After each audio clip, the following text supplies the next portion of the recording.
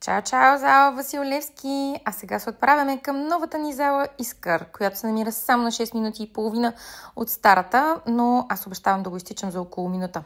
Да видим дали ще стане. Движим се по булевард Васил Левски и, както виждате, минаваме покрай спирка улица Искър. Тук спират 3 тролея и 2 автобуса, а отсреща е Софийската математическа гимназия. Продължаваме нашият път. Имате два варианта. Единият да се движите по самата улица Искър, която е павирана, или да минете през градинката. Естествено, аз минавам през градинката, понеже е по-хубаво. А тук вече забързам супер много темпото, защото все пак ви обещах кратко видео, а към момента то май не е такова. Ако случайно ви се завие свят от светкавичното ми тичане, моля, почете се в коментарите. Шефката със сигурност ще ги прочете и ще вземе спешни мерки. И така, докато се оплаквам, че ме гледат под лупа всеки ден, ние почти стигнахме.